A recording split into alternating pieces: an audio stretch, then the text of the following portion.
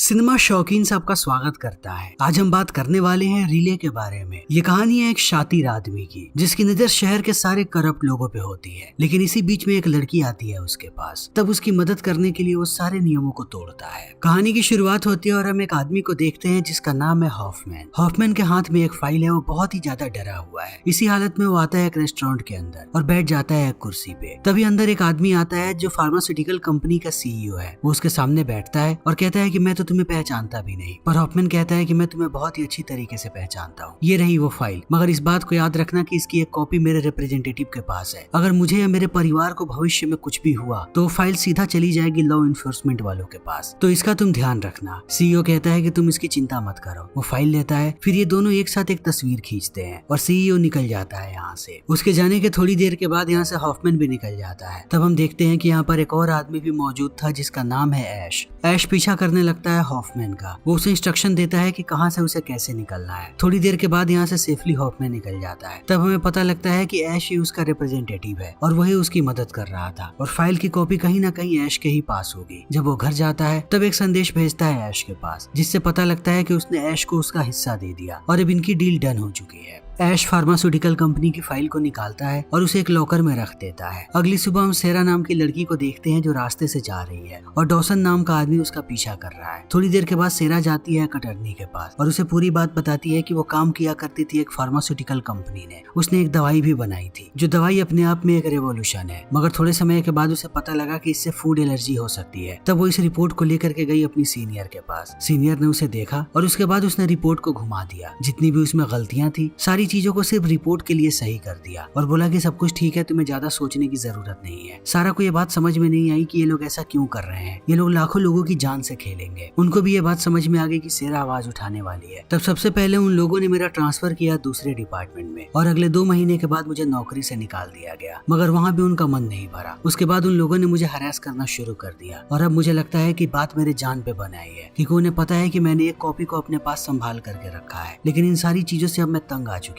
दिन रात कोई ना कोई मेरा पीछा कर रहा होता है। मैं कंपनी से बात करके फाइल को लौटाना चाहती हूँ, लेकिन मैं ये डील भी करना चाहती हूँ कि मेरी जान को कोई भी नुकसान ना हो। मुझे अब उन लोगों पे कोई भरोसा नहीं है। मुझे लगता है कि अगर मैंने फाइल दे भी दिया तब भी वो लोग मुझे मार देंगे। अटर्नी उसकी बातों को सुनता है और एक नंबर लिख करके देता है। कहता है कि ये लोग तुम्हारी मदद कर सकते हैं और तुम्हारी बात को सुनेंगे भी। मैं इसमें शायद कहीं तुम्हारी मदद ना कर सकूं और मुझे ये भी पता नहीं कि इस नंबर के पीछे वो कौन लोग हैं। बस मुझे इतना पता है कि ये लोग तुम्हारा काम कर देंगे। तब सेरा यहाँ से निकल जाती है। बाहर आने के बाद वो देखती है कि उसकी कार में आग लगा दिया गया है। तब वो और भी ज्यादा भड़क जाती है। अब पानी सर से ऊपर जा रहा है। वो तुरंत कॉल करती है उसी नंबर पे जो नंबर उसे अटर्नी ने दिया था और इनका एक पैटर्न है। वो कहते हैं कि आपकी जो भी सिचुएशन है आप उसे वॉइसमेल में भेजो। अगर हमें लगा कि हम आपकी मदद कर पाएंगे तब हम आपसे कांटेक्ट करेंगे। सेरा ऐसा ही करती है। दूसरी तरफ हम ऐश को देखते हैं जो एक थेरेपी सेशन में आया हुआ है। जैसे ही उसका सेशन खत्म होता है वो आता है सीधा घर। तब उसे सेरा का वॉइसमेल मिलता है। पूरी बात सुनने के बाद वो पूरी रिसर्च करता है। वो सेरा की प्रोफाइल देखता है और उसके सोशल मीडिया को भी देखता है। पुष्टि करने के बाद वो निश्चय करता है कि वो उसकी मदद करेगा। अगले दिन वो उसके पास संदेश भेजता है, लेकिन वो बात करता है रिले कम्युनिकेशन डिवाइस की मदद से। इस डिवाइस को बनाया गया था ताकि लोग बहरे लोगों से बात कर सके। यानी सेरा के पास अब मैसेजेस जा रहे हैं। जो भी इन्हें कहना है वो लिख के भेज रहे हैं ताकि कोई भी इन्हें ट्रैक ना कर सके। सेरा जो कुछ भी बोलती है उसे वो लोग टाइप करके वापस भेज देते हैं ऐश के पास और ऐश की बातें पहुंचती है सेरा के पास। सेरा कहती है कि मैं बहुत ही ज्यादा चिंतित हूँ। पहले मुझे लगता था कि मैं इन सारी चीजों से भाग जाऊं, लेकिन अब मुझे भागना नहीं है। उस दवाई का साइड इफेक्ट बहुत ही बुरा है। कुछ लोगों में माइल्ड साइड इफेक्ट्स होते हैं तो कुछ लोगों में कैंसर भी हो सकता है, मगर कंपनी को कोई भी फर्क नहीं पड़ने वाला। उन लोगों ने मुझे पैसों का भी ऑफर दिया था थोड़े समय पहले। तब मैंने ऑफर नहीं लिया, लेकिन अब मैं बहुत ही बुरी तरीके से डर चुकी हूँ। कभी मेरा दिमाग कहता है कि मुझे लोगों की मदद करनी चाहिए, तो कभी मेरा दिमाग कहता है कि मुझे पहले अपने आप की मदद करनी चाहिए, कहीं ये लोग मुझे मार न दे। अभी भी एक वैन खड़ी है मेरे घर के बाहर। इन सारी बातों को सुनने के बाद ऐश कहता है कि शायद तुम्हारा फोन भी टैप हो रहा होगा, तो हमें इस कनेक्शन पे बात नहीं करनी चाहिए। और ऐसा ही होता है। डॉसन की पूरी टीम उसका फोन टैप कर रही है और उन लोगों को रिले कम्युनिकेशन की लोकेशन भी मिल जाती है। अगले ही दिन ये लोग वहाँ पे पहुंच जाते हैं, मगर उस कंपनी की पॉलिसी बहुत ही स्ट्रिक्ट है। वो लोग किसी भी कम्युनिकेशन का कोई भी हिसाब किताब नहीं रखते, इसीलिए इन्हें कोई भी रिकॉर्ड नहीं मिलता। दूसरी तरफ हम सेरा को देखते हैं जिसने एक नया सिम कार्ड लिया है और उसकी मदद से वो बात करती है ऐश से। ऐश उसे कहता है कि सबसे पहले मुझे $50,000 चाहिए, मगर तुम इसकी चिंता मत करो, मैं जैसे ही डील करवाऊंगा तुम्हें इससे ज्यादा पैसे मिल जाएंगे। वो सेरा से कहता है कि आखिर वो लोग इतने इतने तुम्हारे पीछे क्यों लगे हुए हैं। तब वो बताती है कि वो कंपनी जल्दी ही कोई और अक्वायर करने वाला था, इसीलिए उन्हें डर है कि अगर ये बात बाहर आ गई तो उस कंपनी को कोई भी अक्वायर नहीं करेगा और इनका बहुत ही बड़ा नुकसान हो सकता है। तब ऐश को भी सारी बातें समझ में आ जाती है। वो कहता है कि मैं जैसा कहता हूँ ऐसा करो, कोई भी चीज ऐसा मत करना जो मैं तुम्हें ना बोलूं। वो कहता है कि हम अपनी हर एक कम्युनिकेशन में कोड्स का इस्तेमाल करेंगे। इतना कहने के बाद वो फोन काटता है और सारे नियम्स की एक फोटोकॉपी निकालता है। उसके बाद उसके पास हम 2 फोन देखते हैं, एक पर वो येलो टेप लगाता है और एक पे रेड टेप लगाता है। फिर ये लोग एक कॉपी भेजते हैं सेरा के पास। सेरा को सारी इंस्ट्रक्शन मिल जाती है। तभी उसे कॉल आता है और उसे बताया जाता है कि उसे 2 अलग अलग फ्लाइट्स लेकर के पहुंचना है पिट्सबर्ग। सेरा मान जाती है। उसे वो लोग कहते हैं कि तुम अपना फोन लेकर के नहीं जा सकती, इसमें जो फोन पड़ा है रेड टेप वाले फोन का इस्तेमाल करना और दूसरे फोन का तब तक इस्तेमाल मत करना जब तक हम ना कहें। सेरा ऐसा ही करती है और बैठ जाती है फ्लाइट में। मगर डॉसन भी यहाँ पर अपनी टीम के साथ है, पर इन्हें ये बात पता नहीं है कि ऐश भी है फ्लाइट में। उसने अपने हुलिये को बिल्कुल चेंज कर लिया है। एयरपोर्ट पे उतरने के बाद वो लॉस्ट एंड फाउंड में जाता है और वहाँ एक बैग देता है जिसके ऊपर उसने सेरा का नाम लिखा हुआ है। थोड़ी देर के बाद अनाउंसमेंट होती है कि सेरा का एक बैग मिला है लॉस्ट एंड फाउंड में। इस बात को डॉसन भी सुन लेता है और वो भागता है लॉस्ट एंड फाउंड की तरफ। तभी उसे ऐश कॉल करता है और सेरा को कहता है कि इन सारे अनाउंसमेंट को तुम इग्नोर करो और मैं जैसा कहता हूँ वैसा करो। तुम्हें 2 पोस्ट भेजने हैं। सेरा जाने लगती है पोस्ट भेजने के लिए। डॉसन जैसे ही लॉस्ट एंड फाउंड में पहुंचता है, सेरा के नाम पर एक और अनाउंसमेंट होती है। तब डॉसन भाग करके वहां जाता है और ऐश इन सारे लोगों की फोटोज ले रहा है। थोड़ी देर के बाद डॉसन को भी ये बात समझ में आ जाती है कि ये सब कुछ बस एक डिस्ट्रैक्शन था ताकि वो लोग सेरा से अपनी नजर हटा ले। मगर डॉसन एक लड़की को छोड़ करके आया था ताकि वो सेरा पे नजर रख सके। उस लड़की का नाम है रोशेटी। रोशेटी उसे देखती है कि सेरा 2 पोस्ट भेज रही है। पोस्ट भेजने के बाद सेरा बाहर आती है और रिसीट को फेंक देती है डस्टबिन में। तभी थोड़ी देर के बाद यहाँ पर डॉसन की पूरी टीम आ जाती है। वो सारी चीजों को देखते हैं और कहते हैं कि हमें गुमराह किया गया है। उसने 2 पोस्ट भेजा है जानबूझ करके कि हम और गुमराह हो जाए। उन दोनों में से किसी एक में सारी की सारी जानकारियां हैं। तभी ऐश बात करता है सेरा से और उसे कहता है कि जैसे ही हमें पोस्ट मिलेगा हम सारे सबूतों को चेक करेंगे और फिर हम डील करेंगे कंपनी के साथ। तुम्हें डरने की कोई जरूरत नहीं है। तुमने अब डॉक्यूमेंट्स को हमारे पास भेज दिया है। यहाँ से आगे का काम हमारा है, लेकिन डील के समय तुम्हें मौजूद होना पड़ेगा। हम भी वहाँ पर होंगे। सेरा कहती है कि क्या तुम वहाँ पर होगे? ऐश कहता है कि तुम हमें कभी भी नहीं देख पाओगे और ना ही हम तुमसे कभी मिलेंगे। दूसरी तरफ हम देखते हैं कि डॉसन के लोग काम पे लग चुके हैं। उनका एक आदमी पहुंच जाता है ओक्लाहोमा पोस्ट ऑफिस में और वहाँ पर कैमरा लगा देता है क्योंकि रिसीट से इन्हें 2 लोकेशन मिला था, एक ओक्लाहोमा और दूसरा मिशिगन। मिशिगन में रोशेटी पहुंचती है और पता लगाने लगती है उस पोस्ट के बारे में। ऑफिसर कहता है कि हम आपको जानकारी नहीं दे सकते। तब रोशेटी उसे ट्रैकिंग नंबर देती है और नाम भी बताती है। कहती है कि ये मेरे दोस्त का पार्सल है। तब वो बंदा चेक करता है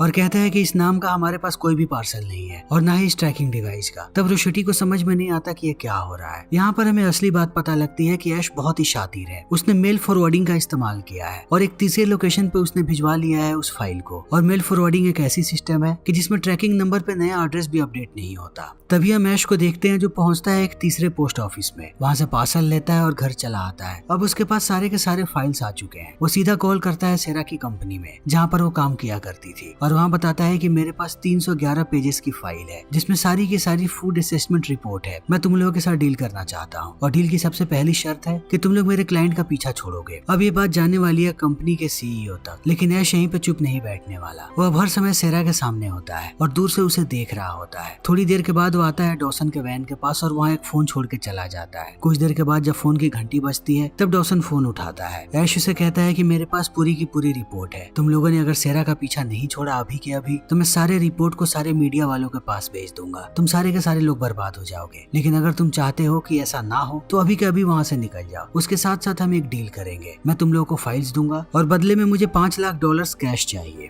फिर तुम लोगों को ओरिजिनल कॉपी मिल जाएगी, लेकिन उसकी एक कॉपी को हम हमेशा ही अपने पास रखेंगे। अगर भविष्य में तुम लोगों ने कभी भी हमारे क्लाइंट का पीछा किया तब हम दोबारा आएंगे। अगर तुम्हें डील मंजूर है तो 24 घंटे के अंदर $5 लाख का जुगाड़ करो, वो भी कैश में। इन बातों को सुनने के बाद डॉसन अपनी गाड़ी से बाहर आता है और इशारा करता है कि जिसमें हिम्मत है वो पास में आ जाए। फिर थोड़ी देर के बाद वो वैन लेकर के निकल जाता है। सेरा इस चीज को देखने के बाद ऐश का शुक्रिया अदा करती है। ऐश कहता है कि काम अभी पूरा नहीं हुआ, एक बार जैसे ही डील होगी उसके बाद तुम्हें कुछ दिनों के लिए शहर से बाहर जाना पड़ेगा, मगर ये परमानेंट नहीं है। तुम फिर से वापस आ सकती हो, लेकिन अगले कुछ महीनों तक तुम्हें रोज मुझे संदेश भेजना है। तुम वॉइसमेल भेजोगी। अगर सब कुछ ठीक है तो तुम कहोगी ऑल राइट। अगर तुम्हें कुछ भी गड़बड़ लगे तो तुम कहोगी वेदर। सेरा सारी बातों से सहमत है। अगले दिन हम ऐश को देखते हैं जो डेट पे आता है एक लड़की के साथ जिसका नाम है वॉश। ये दोनों थेरेपी में थे। तब हमें पता लगता है कि इन दोनों को शराब की आदत थी। वॉश एक पुलिस ऑफिसर है। इनकी बातों से हमें पता लगता है कि दोनों ने अब शराब पीना छोड़ दिया है। अगले दिन डॉसन बताता है कि वो पैसे देने के लिए मान चुका है। तब ऐश उसे बताता है कि पैसों को उन्हें भेजना है एक पोस्ट ऑफिस के द्वारा। ये लोग फिर से दिमाग लगाते हैं। जिस बॉक्स में इन लोगों ने पैसों को डाला है वहाँ पर एक ट्रैकर भी लगा दिया है जिसमें बैटरी लगी है, ताकि ये ट्रैकर अगले 4 दिनों तक काम करे। अब सेरा भी अपने घर के बाहर फ्री होकर के घूमती है क्योंकि उसका पीछा कोई भी नहीं कर रहा। शाम को उसकी बात होती है ऐश से, तब ऐश उसे सजेस्ट करता है एक गाना सुनने के लिए। वो उसी गाने को सुन रही है। ऐश उसकी प्रोफाइल को देखता है। तब हमें पता लगता है कि ऐश कहीं ना कहीं पसंद करने लगा है सेरा को। वो अपने नियमों को तोड़ता है और डायरेक्ट कॉल करता है सेरा के पास, मगर ये लोग काम के बारे में ही बात करते हैं। बात करने के बाद उसे एहसास होता है कि उसने गलत किया है। तब वो फोन स्विच ऑफ कर देता है। अगले दिन वो सीधा पहुंचता है पोस्ट ऑफिस में और वहाँ पर फिर से मेल फॉरवर्डिंग सिस्टम का इस्तेमाल करके सारे पैसों को कहता है कि वो लोग सेरा के पास भेज दे। तभी रात में उसके पास डॉसन का कॉल आता है। वो कहता है कि जो फाइल हमें मिली है उसमें तुमने जिक्र किया है कि ये फाइल 311 पेजेस की है, मगर ओरिजिनल फाइल 327 पेजेस की है। 16 पेजेस अभी भी गायब है, हमें वो पेजेस भी चाहिए। तब ऐश सीधा कॉल करता है सेरा के पास और उससे पूछता है तो वो कहती है कि वो 16 पेजेस बिल्कुल सेम है, उनमें कुछ भी अलग नहीं है। तब ऐश भड़क जाता है और कहता है कि मैंने तुम्हें पहले ही समझाया था कि हम किस तरीके से डील करते हैं, कोई भी गड़बड़ नहीं होनी चाहिए थी। वो उसे कहता है कि कल मुझसे आकर के टाइम स्क्वायर मिलो उन 16 पेजेस के साथ। सेरा ऐसा ही करती है। टाइम स्क्वायर पहुंचने के बाद वो कहता है कि तुम्हारे सामने एक बुक शॉप है, वहाँ पर जाकर के उन फाइल्स को रखो और निकलो यहाँ से। सेरा ऐसा ही करती है। तब हमें पता लगता है कि यहाँ पर डॉसन भी है अपने सारे लोगों के साथ और वो इन पर ही नजर रखे हुए है। थोड़ी देर के बाद ऐश को पता लगता है कि सेरा ने फिर से गड़बड़ की है। जहाँ पर उसने सेरा को फाइल्स रखने के लिए कहा था, सेरा ने वहाँ ना रख करके किसी गलत जगह पे फाइल्स को रख दिया है और अब डॉसन के लोग उधर ही जा रहे हैं। उसे कुछ भी समझ में नहीं आता। तभी उसकी नजर पड़ती है एक भिखारी पे। वो उसे कुछ पैसे देता है और उसे इंस्ट्रक्शन देता है कि उस दुकान के सामने उसे कियोस्क करना है और कियोस्क का फायदा उठा करके उसे फाइल्स को उठाना है। वो बेगर ऐसा ही करती है और फाइल्स को लेकर के भागने लगती, मगर डॉसन भी उसके पीछे भागता है, मगर वो बेगर को पकड़ पाता उससे पहले ऐश फाइल्स को लेकर के भाग जाता है और घर आने के बाद सीधा कॉल करता है डॉसन के पास। उसे बताता है कि मैंने तुम्हें मना किया था चालाकी करने से या किसी का भी पीछा करने से, अब तुम बस एक गलती दूर हो, तुम्हारी एक और गलती और मैं सारे के सारे फाइल्स को पब्लिक कर दूंगा। तब डॉसन उससे माफी मांगता है। ऐश अपने नए टर्म्स रखता है, कहता है कि जो फाइनल डील होगी वो सेरा और सीईओ के बीच में होगी, दूसरा कोई भी नहीं आएगा। डॉसन मान जाता है। वो सीधा कॉल करता है सेरा के पास और उसे फाइनल डील के बारे में बताता है जो थर्सडे को होने वाली है और सेरा और सीईओ इन दोनों के बीच ही डील होगी। तब तक सेरा को हर रोज कॉल करना है, लेकिन उसे सिर्फ 2 शब्दों में जवाब देना है, वेदर या ऑल राइट। और इस बीच में तब तक सबको शांत रहना है। तभी रात में हॉफमैन उसके पास कॉल करता है और कहता है कि मुझे अपने हाथों पे खून नजर आते हैं, इस काम में बहुत सारे लोग मारे गए हैं जिनमें हमारा भी दोष है, मैं अब अपने आप से हार चुका हूँ। इतना कहने के बाद वो फोन रख देता है। अगले दिन ऐश पहुंचता है थेरेपी के लिए। यहाँ पर पहली बार वो अपने बारे में सारी बातें करता है और कहता है कि उसका असली नाम जॉन है, वो एक मुस्लिम है और उसके धर्म में शराब पीना गुनाह है, मगर सितंबर 11 के हादसे के बाद न्यूयॉर्क में उसका रहना मुश्किल हो गया था। तब उसने शराब पीना शुरू कर दिया। इस बीच उसके बहुत सारे झगड़े हुए और बहुत सारे लोगों ने उसे पीटा। कुछ समय के बाद उसने वॉल स्ट्रीट पे काम करना शुरू कर दिया। वहाँ पर उसने देखा कि हर तरफ गलत काम हो रहे हैं। उसने आवाज भी उठाने की कोशिश की। तब उसे धमकाया गया और एक बंदे ने उसे कुछ पैसे दिए और नॉन डिस्क्लोजर एग्रीमेंट साइन करवाया। उस दिन ऐश की हालत बिल्कुल वैसी थी जैसी रात हालत थी हॉफमैन की, और उसकी बातों को सुनने के बाद ऐश समझ गया था कि शायद अब हॉफमैन जिंदा भी नहीं बचेगा। इन बातों को सुनने के बाद सारे लोग उसे सहानुभूति देते हैं। ऐश वहाँ से निकलता है और फाइनल डील की तैयारियों में लग जाता है। वो सेरा को कहता है कि एक टेबल बुक है एडम नाम के आदमी पे, वहाँ पर आकर के मिलो। वो बाहर बैठ करके टेबल की तरफ देख रहा होता है कि अब सेरा आएगी, मगर घंटों बाद जब वो नहीं आती तब वो उसे कॉल करता है। वो कॉल भी नहीं उठाती। वो समझ जाता है कि कुछ न कुछ तो गड़बड़ है। वो आने लगता है उसके घर की तरफ। तभी उसे सेरा का संदेश मिलता है। वो कहती है कि शायद डॉसन ने तुम्हें पहचान लिया है, उसके पास तुम्हारा नाम भी है, तो अब डील के लिए मैं अकेली जाऊंगी, मैं तुम्हें फंसाना नहीं चाहती। यहाँ पर ऐश को एहसास होता है कि सेरा की जान खतरे में है।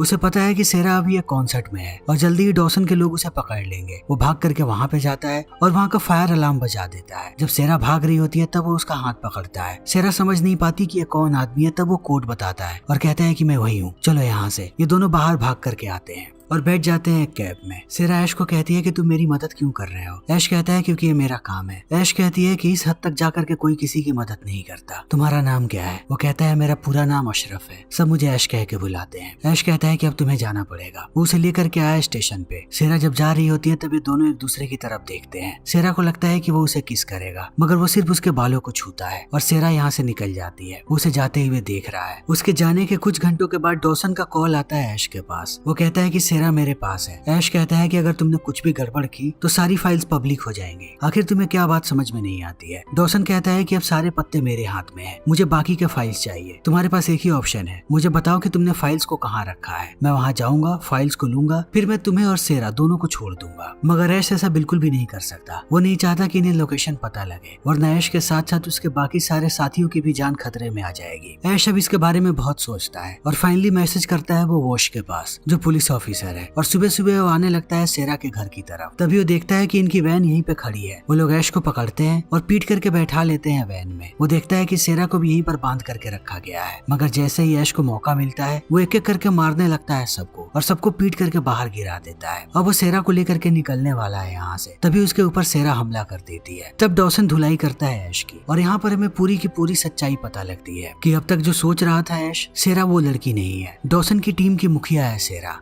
ये लोग किसी भी कीमत पे ऐश तक पहुंचना चाह रहे थे क्योंकि ऐश के पास हॉफमैन वाली फाइल है, जिस डील को हमने कहानी के शुरुआत में देखा था। अब ये लोग ऐश को मजबूर करते हैं कि वो इन्हें लेकर के जाए वेयर हाउस पे। ऐश चला आता है दरवाजे तक, मगर वो जानबूझ करके गलत पासवर्ड दबाता है, जिससे चारों तरफ धुआं फैल जाता है और इस चीज का फायदा उठा करके वो भागता है। जैसे ही डॉसन का एक आदमी उसके पास जाता है, उसे मारने के बाद ऐश उसकी बंदूक ले लेता है। वो भागते जाता है मगर उसे कोई भी पकड़ नहीं पाता। थोड़ी देर के बाद उस पे गोलियां चलाने के बाद सेरा उसके सामने आती है। इन दोनों ने एक दूसरे पे बंदूकें तान करके रखी है। थोड़ी देर सोचने के बाद ऐश अपनी बंदूक नीचे कर लेता है और सेरा को कहता है कि गोली चलाओ, मगर वो कुछ भी कर पाती उससे पहले यहाँ पर पुलिस वाले आ जाते हैं, यानी कि वॉश की टीम। वो सबको गिरफ्तार कर लेती है और ऐश से पूछती है कि ये क्या चल रहा है। तब ऐश कहता है कि मेरे पास फाइल्स हैं कंपनियों के इलीगल काम के, जिससे वो कंपनियां बर्बाद हो सकती हैं और ये सारे लोग उन्हीं फाइल्स को लेने के लिए यहाँ पर आए हुए थे। वॉश थोड़ी देर सोचती है और कहती है कि तुम्हारे पास ये फाइल्स आए कहाँ से। तब ऐश कहता है कि मेरा काम ही यही है। तब ये लोग उसे भी लेकर के चले जाते हैं, मगर थोड़े समय के बाद ऐश को छोड़ दिया जाता है। वो सीधा पहुंचता है उस दूसरे वाले पोस्ट ऑफिस में और वहाँ से उस पैकेट को निकालता है जिसमें सारे के सारे पैसे हैं। ट्रैकिंग डिवाइस में सिर्फ 4 दिनों की बैटरी थी। ट्रैकिंग डिवाइस ने भी काम करना बंद कर दिया है। ऐश उसमें से आधे पैसे खुद रखता है और आधे पैसे भेज देता है अपने कंपनी वाले लोगों के पास। अब वो गायब होने वाला है यहाँ से हमेशा के लिए। उसने सारे के सारे फाइल्स को भी भेज दिया था मीडिया वालों के पास। जिस फार्मास्यूटिकल कंपनी की मीटिंग हमने कहानी के शुरुआत में देखी थी, उसकी फाइल अब पब्लिक हो जाती है। अब सबको पता लग जाता है कि ये कंपनी वाले क्या घपला कर रहे थे और ये कहानी यहीं पर खत्म हो जाती है। तो दोस्तों, अगर आपको हमारी ये वीडियो पसंद आई हो तो इसे लाइक करें, शेयर करें और चैनल को सब्सक्राइब करें। Thank you.